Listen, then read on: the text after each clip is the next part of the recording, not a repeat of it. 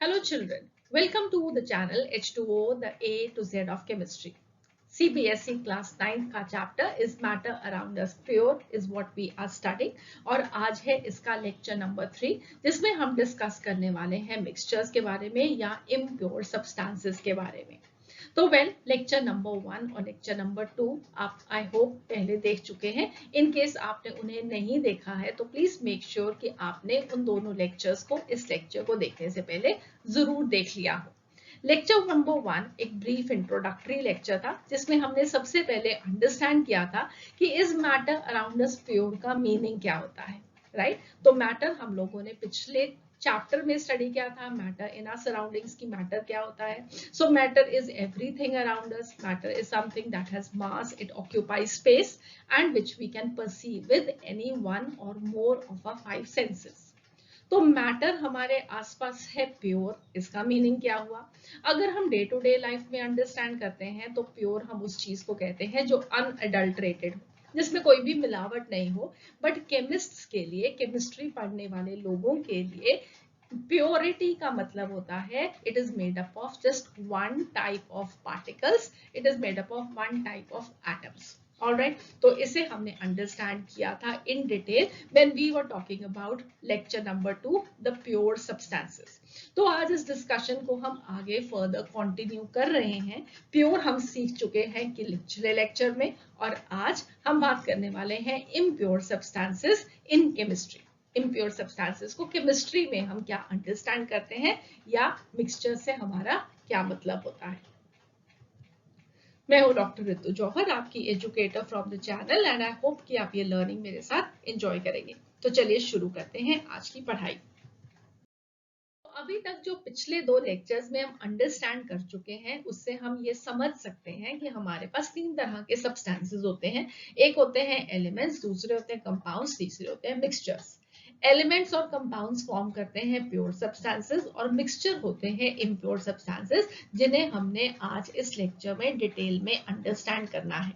Elements के बारे में हमने पिछले लेक्चर में पढ़ा था। एलिमेंट्स किससे बने हुए होते हैं? एलिमेंट्स बने हुए होते हैं एक ही तरह के एटम से।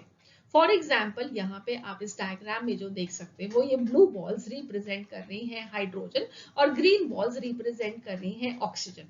तो जो एलिमेंट हाइड्रोजन होगा वो सारे के सारे हाइड्रोजन एटम से बना हुआ होगा, और ऑक्सीजन एलिमेंट जो होगा वो सारे के सारे ऑक्सीजन एटम से बना हुआ होगा। तो एक एलिमेंट हमेशा क्या करता है? सिमिलर काइंड ऑफ एटम्स से बना हुआ होता है। और सिमिलरली अगर हम कंपाउंड की बात करें तो कंपाउंड किससे बना हुआ होता है? सिमिलर काइंड ऑफ मॉलिक्यूल से। ठीक है, तो कंपाउंड किससे बना होता है? सिमिलर काइंड ऑफ मॉलिक्यूल से। और सिमिलर काइंड ऑफ मॉलिक्यूल्स यहाँ पे कंपाउंड में कैरेक्टरिस्टिक फीचर क्या है कि ये जो एक मॉलिक्यूल है वो 2 या 2 से ज्यादा डिफरेंट टाइप्स ऑफ एटम से बना हुआ होगा। एलिमेंट के केस में भी मॉलिक्यूल्स हो सकते हैं, एक एलिमेंट में भी क्या हो सकता है? मॉलिक्यूल हो सकता है। जैसे कि हाइड्रोजन एलिमेंट के केस में हमेशा आप देखोगे कि 2 एटम्स इकट्ठे मिलके एक मॉलिक्यूल बनाते हैं हाइड्रोजन का। सो ये क्या है? ये है एक हाइड्रोजन का मॉलिक्यूल, H2 मॉलिक्यूल। सिमिलरली ये क्या है? ऑक्सीजन का मॉलिक्यूल। ठीक है, और एक ऑक्सीजन का मॉलिक्यूल किससे बना हुआ है? 2 ऑक्सीजन के एटम्स के साथ। तो टोटल में हम ये कह सकते हैं कि एलिमेंट के अंदर अगर हम एटम्स को देखेंगे तो हमेशा सेम टाइप के एटम्स होंगे, मगर कंपाउंड के अंदर हमेशा सेम टाइप के मॉलिक्यूल्स होंगे। ठीक है, क्योंकि मॉलिक्यूल के अंदर डिफरेंट तरह के एटम्स प्रेजेंट होंगे।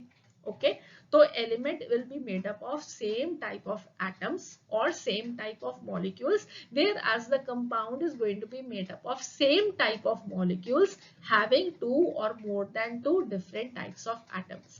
जैसे कि water के केस में we will be having water molecule made up of 2 hydrogen atoms and 1 oxygen atom. So ये क्या हो गया? वाटर का मॉलिक्यूल हो गया। तो वाटर एज अ कंपाउंड को अगर हम देखेंगे तो वाटर एज अ कंपाउंड के अंदर सारे के सारे वाटर मॉलिक्यूल्स प्रेजेंट होंगे, यूनिफॉर्म कॉम्पोजिशन होगी, डेफिनेट कॉम्पोजिशन होगी। ठीक है। और मिक्सचर के अंदर ये कॉम्पोजिशन डेफिनेट नहीं रहती। हमने हाइड्रोजन को लिया, हमने ऑक्सीजन को लिया, हमने उनको मिक्स कर दिया, हमने उन्हें केमिकली रिएक्ट नहीं कराया, ठीक है। सो अगर हम हाइड्रोजन को ऑक्सीजन की प्रेजेंस में बर्न करते हैं तो वाटर फॉर्म होता है, मगर अगर मैं सिंपली हाइड्रोजन और ऑक्सीजन को मिक्स कर दूं तो कुछ नहीं होगा। हाइड्रोजन अपना पड़ा रहेगा, ऑक्सीजन अपना पड़ा रहेगा, बिल्कुल वैसे ही जैसे कि air is a mixture of gases, right. तो एयर के अंदर ऑक्सीजन भी प्रेजेंट है, नाइट्रोजन भी प्रेजेंट है, कार्बन डाइऑक्साइड भी प्रेजेंट है और बहुत सारी गैसेस प्रेजेंट है, और वो एक दूसरे के साथ रिएक्ट नहीं कर रही हैं केमिकली, बस वो है एक दूसरे के साथ। ऑलराइट, तो ऐसे हम क्या बोलते हैं, मिक्सचर, जो कि सब्सटेंसेस मिक्स करने से हम बनाते हैं और उनके बीच में केमिकली कोई रिएक्शन नहीं हो रहा। ऐसे मिक्सिंग ऑफ सब्सटेंसेस को हम क्या बोलेंगे, a mixture. So let us just learn more about now the mixtures. Mixture क्या होता है, मिक्सचर भी एक फॉर्म ऑफ मैटर है, राइट, मगर वो एक इम्प्योर फॉर्म ऑफ मैटर है। This is the form of matter consisting of two or more than two different pure substances mixed in any vague ratio. किसी भी रेशो में आप उनको मिक्स कर दो, आपको क्या मिलेगा, एक मिक्सचर मिलेगा। आपको एक डेफिनेट रेशो नहीं चाहिए। अगर आपको एक शुगर सोल्यूशन बनाना है तो उसके लिए आपको 1 ग्लास पानी और 1 चम्मच चीनी नहीं चाहिए।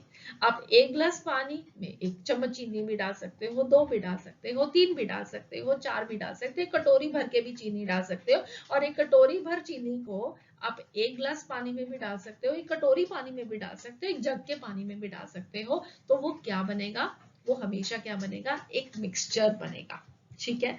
तो जो कंपोनेंट्स होते हैं they can be mixed in any ratio and they are mixed by chemical or mechanical or any other physical means. यहाँ पे जो कंपोनेंट्स की मिक्सिंग है वो केमिकल मींस से नहीं होती, ठीक है। So the pure constituents they are known as the components or the constituents of a mixture.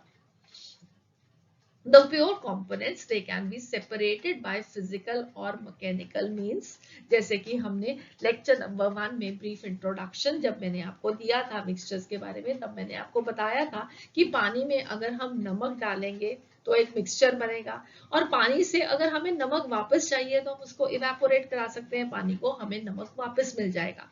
So pure components को हम वापस पा सकते हैं बाय फिजिकल और mechanical means. So the example again back for you people, common salt, this can be separated from seawater by the process of evaporation. Next we will be talking about the types of mixtures. तो हमारे पास दो तरह के mixtures होते हैं, एक होते हैं होमोजेनस मिक्सचर्स और एक होते हैं heterogeneous mixtures. So let us learn more about both of these. सबसे पहले हम बात करते हैं होमोजेनस मिक्सचर्स की। तो होमोजेनस मिक्सचर कौन से होते हैं, होमो का मतलब होता है same, right, and this is going to be a mixture which is having the same composition throughout the whole mixture. Okay, so all the components of the mixture they are uniformly mixed and there are no boundaries of separation between them. तो अगर for example हमारे पास एक sugar solution है, तो हमने पानी के अंदर चीनी को डाला, तो हम लोग ने इस एक्सपेरिमेंट को अंडरस्टैंड किया था even in matter in our surroundings, right. तो मैटर इन आवर सराउंडिंग्स में हमने क्या कहा था कि जब हम एक ग्लास लेंगे पानी का और उसके अंदर चीनी को डालेंगे तो जो चीनी होगी वो कहाँ चली जाएगी, वो वाटर के मॉलिक्यूल्स के बीच में जितनी भी स्पेसेस प्रेजेंट है उसको ऑक्यूपाई कर लेगी और एक यूनिफॉर्म मिक्सचर बना लेगी, ठीक है। और हम वो वाटर के मॉलिक्यूल्स के बीच में और शुगर के मॉलिक्यूल्स के बीच में कोई सेपरेशन नहीं देख पाएंगे, हम उसको आइडेंटिफाई नहीं कर सकते कि वो कुछ भी अलग अलग है। Okay, so this is going to have a uniform composition throughout. The components of a homogeneous mixtures they are not visible to the naked eye or not even under the microscope. तो आप उनको अलग अलग molecules की, ये sugar का molecule है, ये वाटर का मॉलिक्यूल पड़ा है, आप उनको इवन माइक्रोस्कोप के अंडर आइडेंटिफाई अलग अलग नहीं कर पाओगे। So this is what we mean when we say that there are no boundaries of separation between them.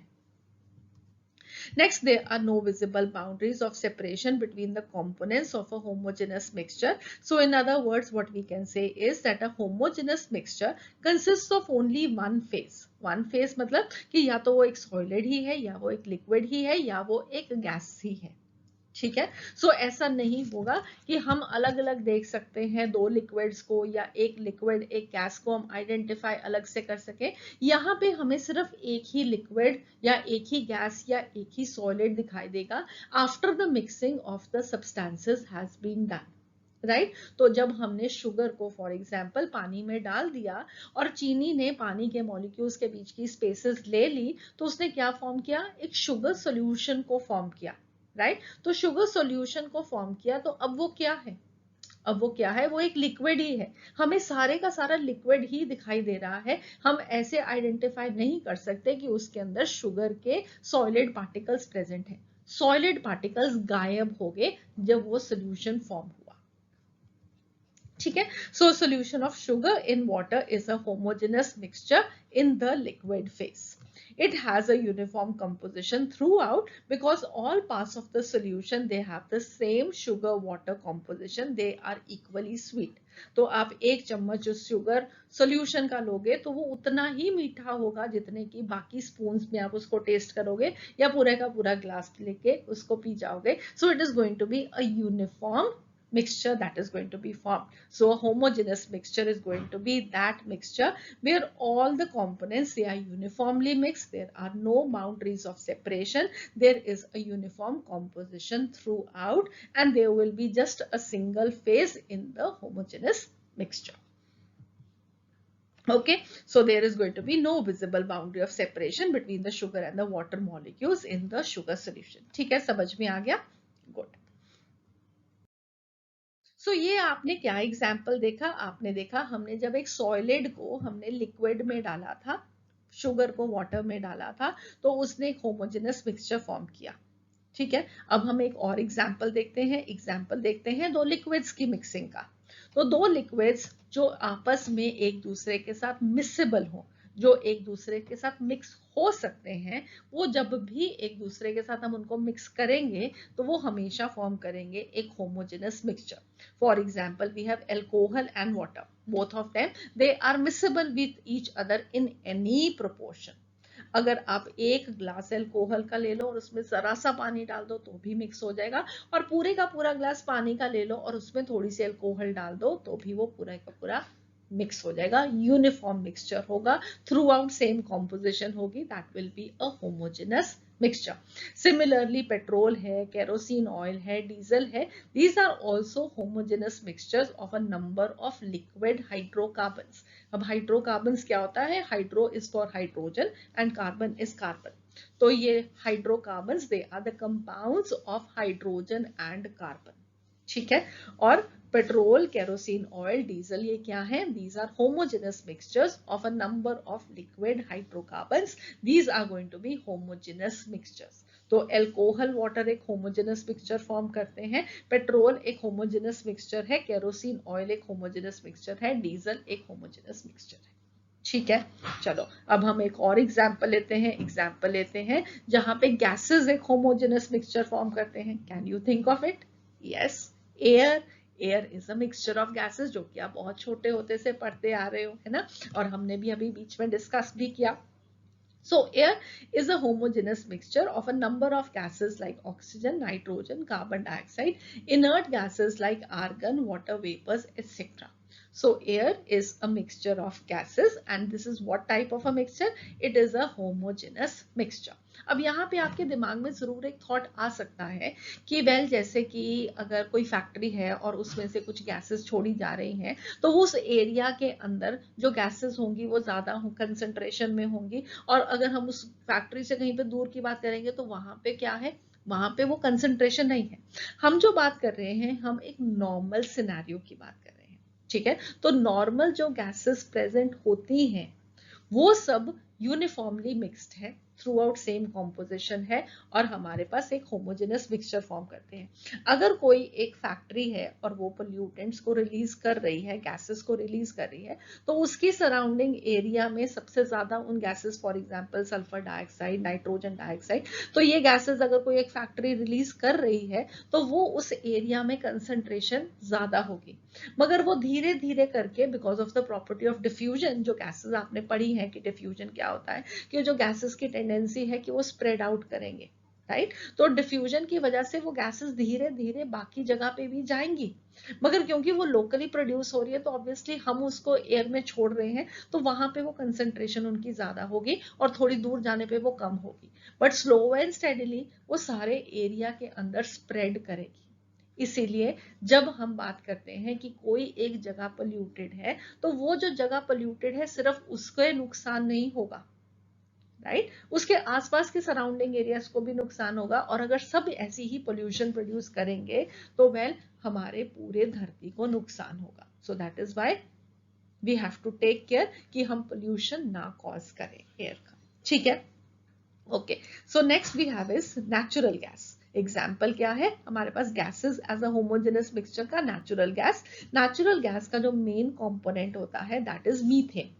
Methane is also a hydrocarbon, carbon और हाइड्रोजन का कंपाउंड, ठीक है। फॉर्मूलाज अभी कोई बात नहीं करेंगे, you are not required to learn them. So what I want is कि you should just have an example, कि आपको पता हो कि हमने एक सॉलिड लिक्विड का एग्जांपल कर दिया होमोजेनस मिक्सचर का, हमने दो लिक्विड्स का एग्जांपल कर लिया होमोजेनस मिक्सचर का, हमने अब गैसेस का एग्जाम्पल कर रहे हैं ऐसा होमोजेनस मिक्सचर। तो एक एग्जाम्पल हो गया एयर, दूसरा एग्जाम्पल है नेचुरल गैस। नेचुरल गैस का जो मेजर कंपोनेंट होता है वो है मीथेन, और उसके साथ साथ और कौन सी गैसेस प्रेजेंट होती हैं नेचुरल गैस में? थोड़ी सी अमाउंट में ही प्रेजेंट होती हैं, ethane, propane, butane, these are also hydrocarbons. ये कैसे हाइड्रोकार्बन्स है? ये गैसियस हाइड्रोकार्बन्स है, गैस के फॉर्म में। नेक्स्ट अब एग्जाम्पल किसका रह गया? सॉलिड्स का। सॉलिड के अंदर होमोजेनस मिक्सचर का एग्जाम्पल। सो सॉलिड के अंदर होमोजेनस मिक्सचर का एग्जाम्पल है अलॉयज। अलॉयज में we have a mixture of two or more metals in the solid phase.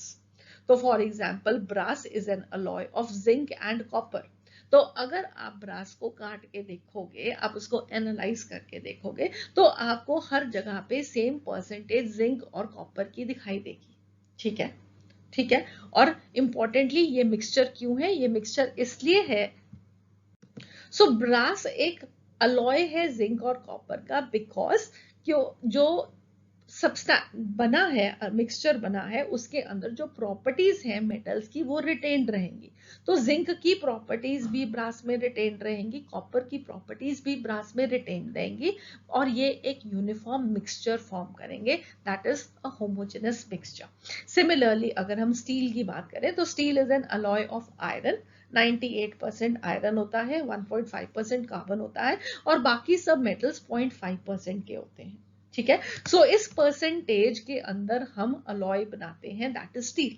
और स्टील आप सब लोग जानते हो, आप अपने घर में कितना यूज करते हो, आपके प्लेट्स, आपकी कटोरियां, आपके glasses, so they are all made up of steel, और हम स्टील को यूज करते हैं, that is stainless steel, yes, ठीक है। तो हम स्टील को यूज करते हैं, बिल्डिंग्स बनाने में यूज करते हैं। सो steel, this is an alloy. अब आप यहाँ पे एक क्वेश्चन पूछ सकते हो कि मैम यहाँ पे तो हमने इनकी एक फिक्स्ड परसेंटेज ली है, राइट, तो ये एक डेफिनेट परसेंटेज होगी, एक डेफिनेट कॉम्पोजिशन होगी, हम इसको मिक्सचर क्यों कहते हैं?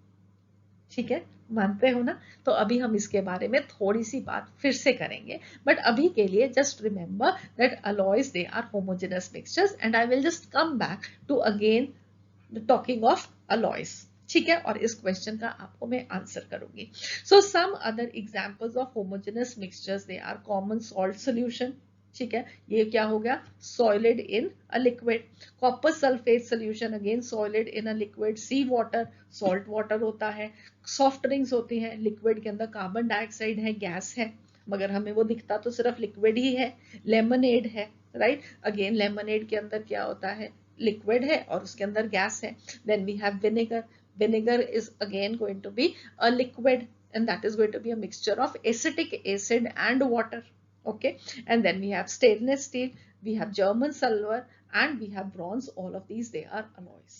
ठीक है, so we have learned a lot about the examples of homogeneous mixtures.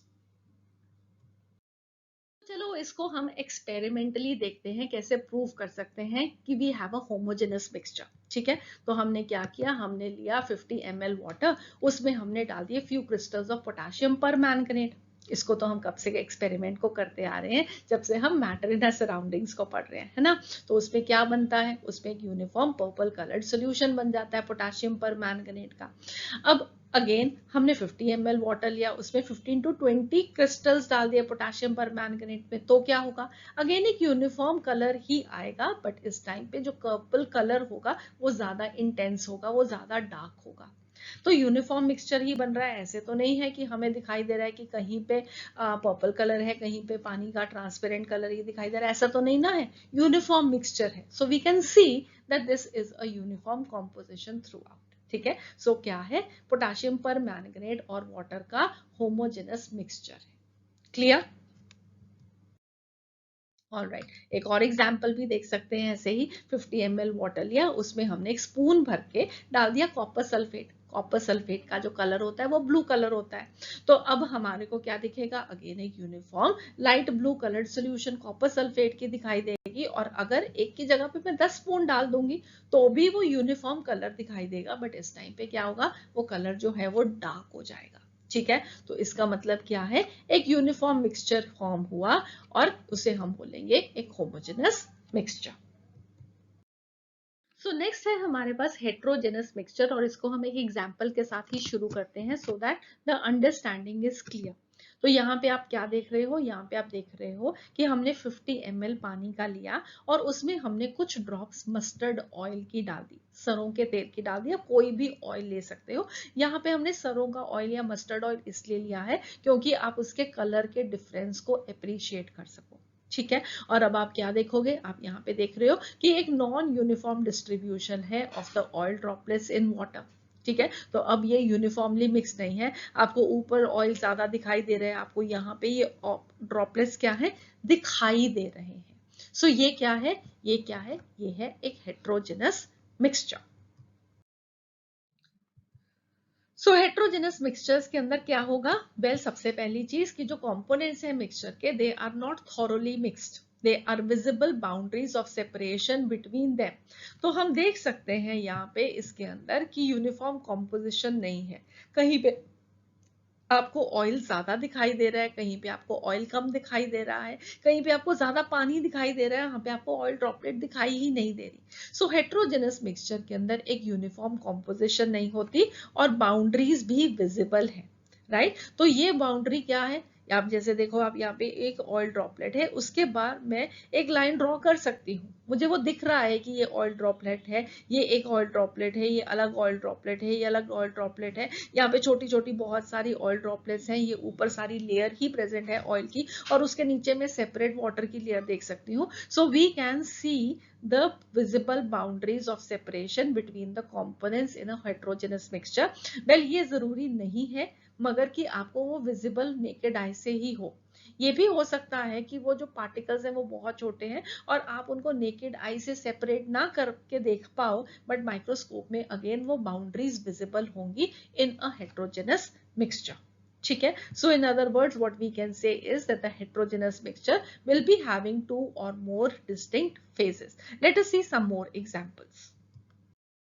Example है हमारे पास शुगर और सैंड का. ये एक मिक्सचर जो बनाएंगे अगर हम शुगर और सैंड को मिक्स कर दें तो that will be a heterogeneous mixture. क्यों, क्योंकि different parts of the mixture will not have the same type of sugar sand composition. अगर आप एक मुट्ठी उठा के देखोगे शुगर और सैंड के मिक्सचर की, तो एक बारी आपके पास हो सकता है कि शुगर के पार्टिकल ज्यादा आए और दूसरी मुट्ठी जब आप उठाओ तो उसमें आपके पास सैंड के पार्टिकल ज्यादा आए.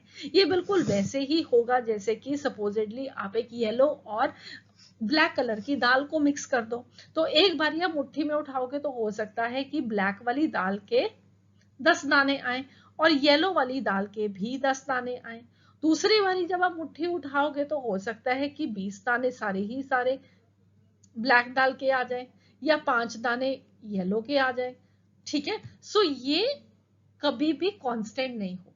यूनिफॉर्म मिक्सचर ये कभी भी फॉर्म नहीं करेंगे, चाहे वो दो दालें हो, चाहे वो शुगर और सैंड का मिक्सचर हो। सिमिलरली अगर आप ऐसे ही सॉल्ट और सैंड का मिक्सचर बना लो, वो भी सेम हेट्रोजेनस मिक्सचर रहेगा। सल्फर और सैंड का मिक्सचर बना लो, so sulphur is also having small particles, it is powder like and it is yellow in color। तो अब सल्फर और सैंड का मिक्सचर भी बनाओगे तो अगेन सिमिलरली वो एक हेट्रोजेनस मिक्सचर होगा। कॉमन सॉल्ट और आयरन फाइलिंग्स ले लो, उसका भी मिक्सचर हेट्रोजेनस होगा। सल्फर और आयरन फाइलिंग्स ले लो, same heterogeneous mixture. Common salt, sulphur etcetera, they are all going to be heterogeneous mixtures, क्योंकि इनमें कभी भी कॉम्पोजिशन क्या होगी, कांस्टेंट नहीं होगी। और इनफैक्ट आप उनको किसी भी रेशो में भी मिक्स कर सकते हो। एक मिक्सचर के लिए फिक्स्ड रेशो लेना जरूरी नहीं है।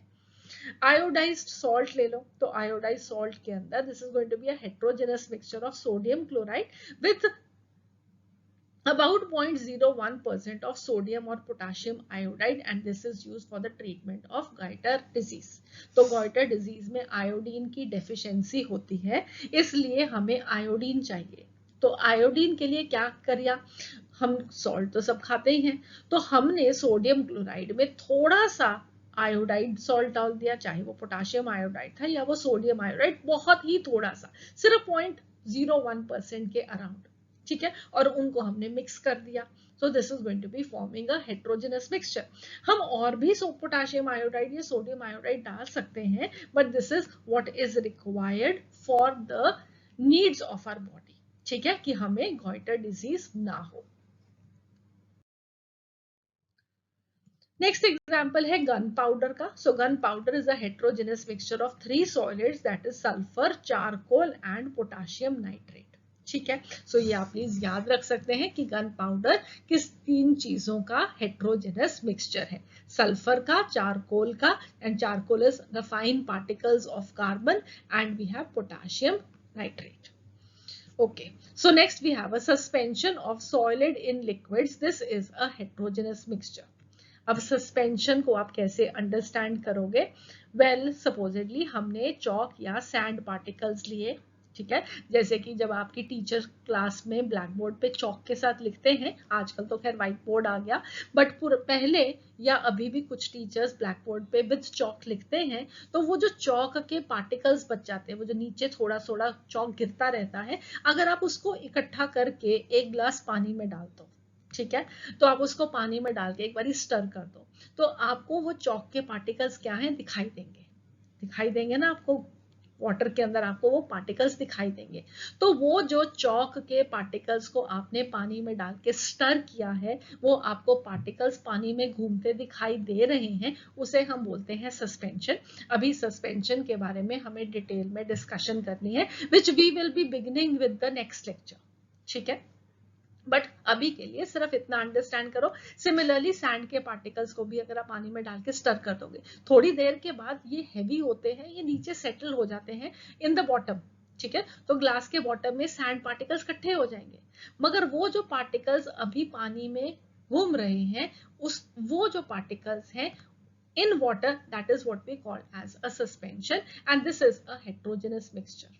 अगेन अगर आप उसमें से थोड़ा पानी निकाल के देखोगे तो किसी पोर्शन ऑफ वाटर में आपको वो ज्यादा सैंड पार्टिकल्स मिल सकते हैं, किसी में आपको ज्यादा कम मिल सकते हैं, so that is going to be a heterogeneous mixture, uniform composition उसकी नहीं होगी।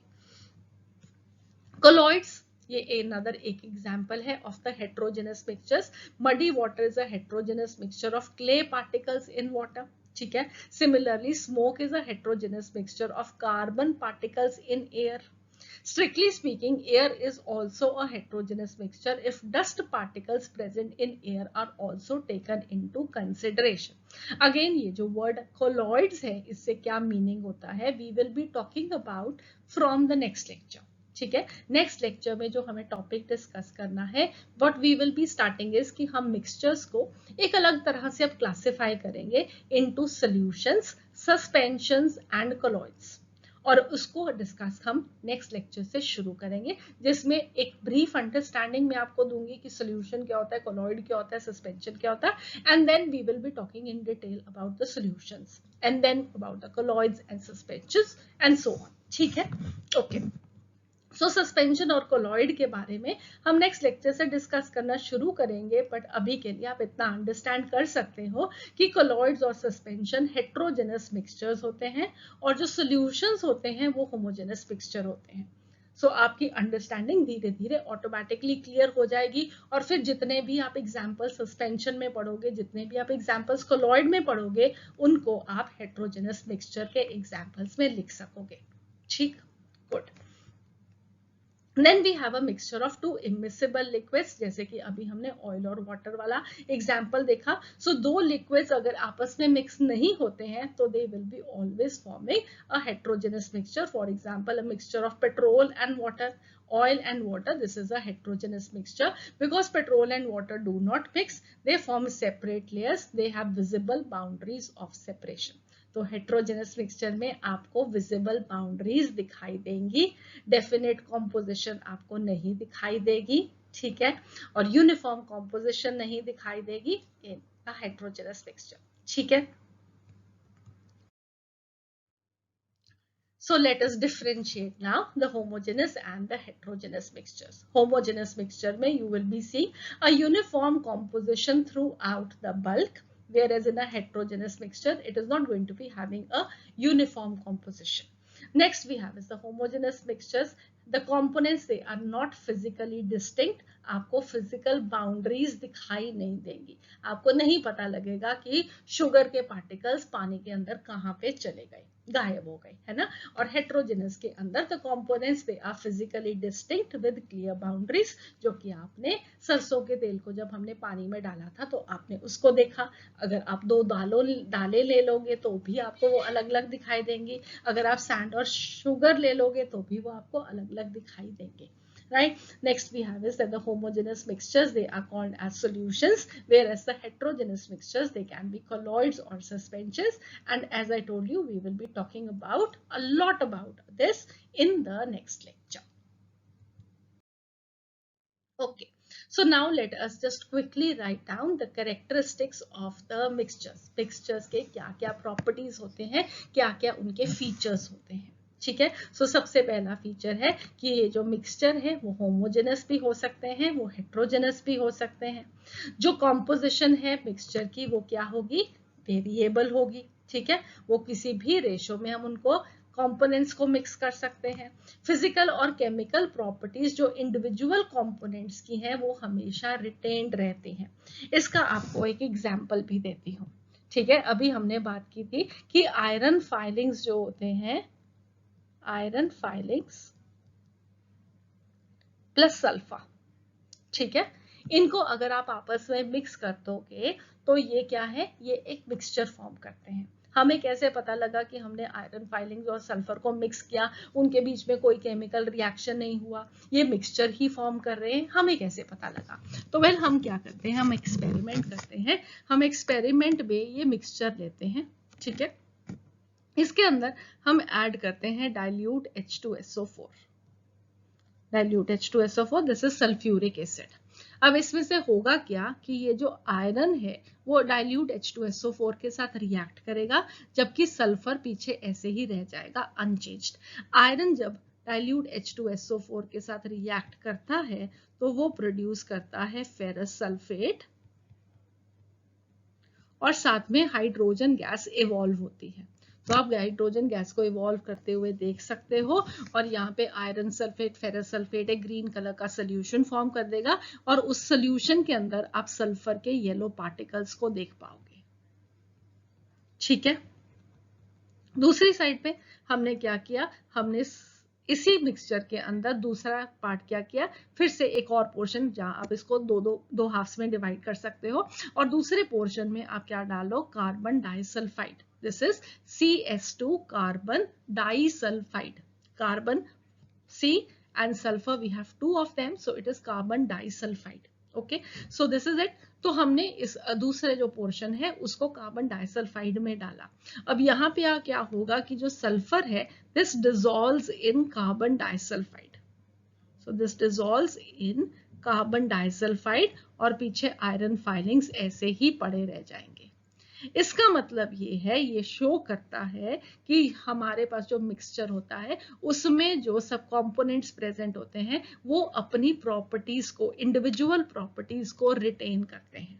ठीक है, अब समझ में आया। So they retain their original properties, जबकि हमने कंपाउंड के केस में पिछले लेक्चर में पढ़ा था कि वो अपनी प्रॉपर्टीज रिटेन नहीं करते, राइट। ओके, सो अभी हम by the end of the lecture mixtures को और कंपाउंड्स को भी डिफरेंशिएट करेंगे।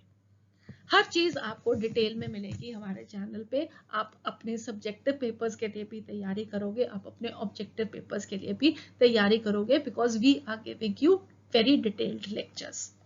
Okay, so next we have the components. They are mixed together by physical or mechanical means and in no particular proportion. किसी भी proportion में आप उनको mix कर सकते हो, जैसे कि sugar solution बनाना, salty water बनाना, उसमें हमने simply क्या किया है, उसको stir करके हम mix कर देते हैं। ठीक है, सो हम उसको फिजिकल या मैकेनिकल मीन्स से कंपोनेंट्स को मिक्स करते हैं, हम वहां पे केमिकल मेथड्स को यूज नहीं करते। The components of a mixture, they can be separated by physical means like filtration, evaporation, distillation, etc. और इन सबको आगे हमने इस चैप्टर में डिटेल में डिस्कस करना भी है। ठीक है, so we will be talking a lot about that. Evaporation का मैंने आपको एग्जांपल दिया ही था कि हमने पहले नमक वाला पानी बनाया था और फिर नमक को पानी से सेपरेट कर लिया by the process of evaporation. ठीक है, सो कंपोनेंट्स को हम वापस भी पा सकते हैं by using physical means. And no energy exchange takes place during the mixing of components to make a solution. तो जब हम solution बनाते हैं तो उसके अंदर energy changes नहीं होती। So these are the characteristics that we have for the mixtures. Okay, so now let us quickly differentiate between mixtures and compounds, जो कि आपके subjective exams के लिए बहुत important है। Even multiple choice questions में भी आपको 4 choices दे सकते हैं और वो पूछ सकते हैं कि इनमें से कौन सी property जो है वो mixtures की नहीं है, या इनमें से कौन सी property compound की नहीं है, या उसकी है और उसकी नहीं है। Various ways the questions can be formed. तो importantly आपको mixtures और compounds को differentiate करना आना चाहिए। So mixture is obtained when 2 or more elements or compounds just mix without involving the formation of a new compound. तो mixture की formation में सिंपली 2 एलिमेंट्स को हम मिक्स करते हैं, एक नया कंपाउंड नहीं बनता, जबकि कंपाउंड्स के केस में एलिमेंट्स रिएक्ट करके एक नया कंपाउंड फॉर्म करते हैं। A mixture is formed as a result of a physical change and a compound is formed as a result of a chemical change. The constituents of a mixture can be easily separated by physical methods like filtration, evaporation, distillation, sublimation, extraction with solvents, magnet, etc. और iron filings, जैसे अभी हम example लिया था, तो iron filings और sulphur को अगर हमने सेपरेट करना हो तो आयरन को हम मैग्नेट के साथ कलेक्ट कर लेंगे, सल्फर पीछे रह जाएगा। So this is how we can separate iron filings from sulphur using a magnet. Okay, next we have is the constituents. बाकी सबकी डिटेल्स हमने अभी इस चैप्टर में करनी है, so we will be talking about that. The constituents of mixture, they cannot be separated by physical methods, but they can be separated only by chemical or electrochemical reactions. A mixture shows the properties of its constituents, जबकि properties of a compound are altogether different from those of the constituents. ठीक है, so I hope this is clear. यहाँ पे मैंने आपको iron filings और sulfur का example दिया था, और यहाँ पे पिछले lecture में आपको मैंने hydrogen, oxygen and water का example दिया था. So next we have is the composition of a mixture is variable. The constituents, they can be present in any proportion, so it does not have a fixed formula. जबकि component of the composition of a compound is always fixed. The constituent elements, they will be always present in a fixed proportion by mass. A compound is therefore going to be having a definite formula. For example, we have H2O, we have NaCl. यहाँ पे हमारे पास कोई भी ऐसा formula नहीं होगा। अगर हमने आयरन फाइलिंग्स और सल्फर को मिक्स कर दिया तो किसी भी प्रोपोर्शन में मिक्स कर दिया, हमने उसको एक डेजिग्नेटेड फॉर्मूला नहीं दे सकते। A mixture does not have a fixed melting point, boiling point etcetera, क्योंकि हमारे पास प्रोपोर्शन ही फिक्स्ड नहीं है उसके अंदर जो एलिमेंट्स प्रेजेंट है. A compound has a fixed melting point, boiling point. A mixture can be homogeneous or heterogeneous. A compound is always going to be a homogeneous substance. Energy is neither absorbed or evolved in the form of heat or light during the formation of a mixture. जबकि compound की formation में हमेशा energy involve रहेगी, चाहे वो absorb हो चाहे वो इवॉल्व हो, बट हमेशा एनर्जी चेंजेस आप देखोगे. हमने स्टडी किए the differences between a mixture and a compound. मगर क्या वो हमने सिर्फ एग्जाम्स के लिए ही याद करना है, या हमें अंडरस्टैंडिंग भी होनी चाहिए उस चीज की कि हम एक्चुअली में डिफरेंशिएट कर सकें between a mixture and a compound. For example अभी हमने एक डिफरेंस देखा मिक्सचर और कंपाउंड में कि जो कंपाउंड्स होते हैं वो हमेशा होमोजेनस होते हैं, mixtures they can B homogeneous और हेट्रोजेनस. अब एक ऐसा दो सब्सटेंसेस को हमने मिक्स किया, ठीक है, वो उसने फॉर्म किया एक होमोजेनस मिक्सचर. जैसे कि हमने पानी के अंदर सॉल्ट को डाला, या पानी के अंदर शुगर को डाला, या पानी के अंदर हमने कॉपर सल्फेट को डाला, या पानी के अंदर हमने पोटेशियम परमैंगनेट को डाला. तो वो जो यूनिफॉर्म कॉम्पोजिशन आई वो मिक्सचर क्यों है, वो कंपाउंड क्यों नहीं है? हमें कैसे मालूम लगेगा, हम कैसे डिफरेंशिएट करेंगे फॉर अ होमोजेनस कॉम्पोजिशन कि वो एक कंपाउंड है या वो एक मिक्सचर है? तो यहाँ पे what you have to remember is कि हमेशा आपको सारे के सारे जो हमने कैरेक्टरिस्टिक्स पढ़े हैं ना मिक्सचर्स के, उन सब को देखना पड़ेगा और फिर आपको डिसाइड करना पड़ेगा कि वो जो दो सब्सटेंसेस को आपने मिक्स किया है, एक यूनिफॉर्म कॉम्पोजिशन ऑब्टेन की है, वो एक मिक्सचर फॉर्म हुआ है या वो एक कंपाउंड फॉर्म हुआ है. फॉर एग्जाम्पल अगर हम कॉमन सॉल्ट सोल्यूशन की बात करते हैं, तो common salt solution is showing all the properties of the constituents, that is common salt and water. ठीक है, the constituents of the salt solution, that is common salt and water, they can be separated by the physical process of distillation, it can be separated by the physical process of evaporation, right? तो ये हमें वापस constituents मिल रहे हैं by a physical process. The composition of the salt solution is variable. हम कितना भी amount of salt डाल सकते हैं वाटर के अंदर to get solutions of different composition. इसका मतलब है कि salt solution का कोई definite formula भी नहीं है, salt solution का कोई fixed boiling point भी नहीं है. So यहाँ से हम conclude कर सकते हैं कि जब हमने पानी को नमक में डाला, वो एक uniform composition तो आई, वो एक homogeneous चीज तो बनी, मगर वो जो homogeneous चीज बनी, that is a mixture and that is not a compound, क्योंकि नया सब्सटेंस कोई नहीं बना, नई प्रॉपर्टीज कोई नहीं आई. हम उसको वापस फिजिकल प्रोसेसेस से ऑब्टेन कर सकते हैं, अगर ना कर पाए तो वो कंपाउंड होगा.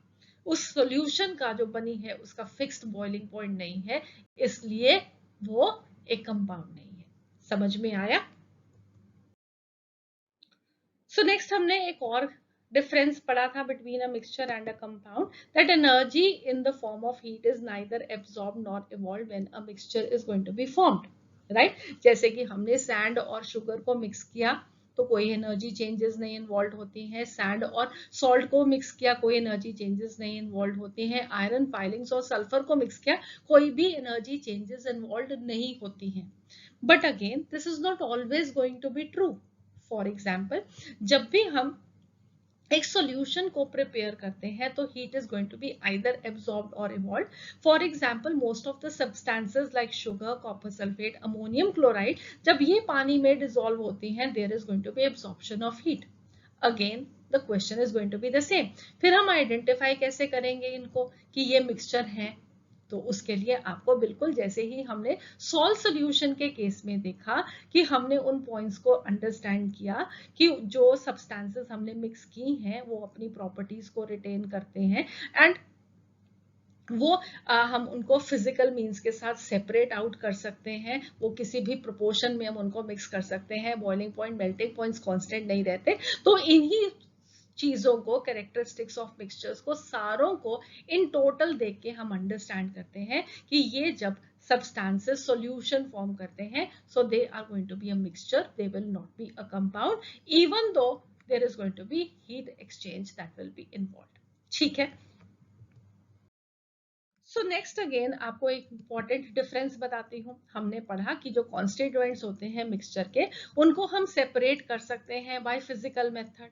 ओके, पर अगर ये भी जरूरी नहीं है कि हमेशा ही ट्रू होगा। फॉर एग्जाम्पल हमारे पास है alloys. Alloys they are a homogeneous mixture of two or more metals, हमने अभी स्टडी किया। और यहाँ पे ये जो मेटल्स हैं हम इनको फिजिकल मेथड से सेपरेट नहीं कर सकते। फॉर एग्जाम्पल हमने ब्रास बनाया। Brass is a homogeneous mixture of zinc and copper. वो हम जब सेपरेट कर नहीं उनको सकते हैं, वो उन्होंने एक यूनिफॉर्म मिक्सचर फॉर्म कर लिया, हमें कैसे मालूम लगा कि वो एक मिक्सचर है, वो एक कंपाउंड नहीं है? तो अगेन उसका आंसर क्या है कि brass, this is going to show the properties of both metals, that is zinc and copper. ठीक है। सिमिलरली हमने वहां पे डिफाइन करते हैं कि कोई भी अगर हमारे पास अलॉय है उसके अंदर इतनी परसेंटेज इस मेटल की प्रेजेंट है, इतनी परसेंट दूसरे की मेटल प्रेजेंट है। जैसे कि जिंक की ब्रास के अंदर 20 to 35% है, कॉपर की 65 to 80% है। एक तो हम इस कॉम्पोजिशन को वेरी कर सकते हैं, अपने आप से थोड़ा चेंज कर सकते हैं, और इसे हमने खुद से किया है। इसका मतलब ये नहीं है कि हमने जब अलॉय बनाया है तो हमें उस सब्सटेंस की ज्यादा कॉम्पोजिशन ले नहीं सकते। हम ले सकते हैं, हमने उसको अपनी जैसी प्रॉपर्टीज चाहिए हैं उस अलॉय से, उसके अकॉर्डिंगली उस प्रोपोर्शन को एडजस्ट किया है। ठीक है। तो अलॉय के अंदर चाहे हम जो सब्सटेंसेस को यूज करते हैं और एक अलॉय फॉर्म करते हैं, हम उनको फिजिकल मेथड से सेपरेट नहीं कर सकते, बट फिर भी वो एक मिक्सचर है, क्योंकि वो अपने मेटल्स की प्रॉपर्टीज को रिटेन करता है। उनके बीच में जो कॉम्पोजिशंस हैं वो वेरिएबल होती हैं। हम एक अप्रोक्सीमेट रेंज लेके चलते हैं कि इस रेंज के अंदर हम डाल सकते हैं।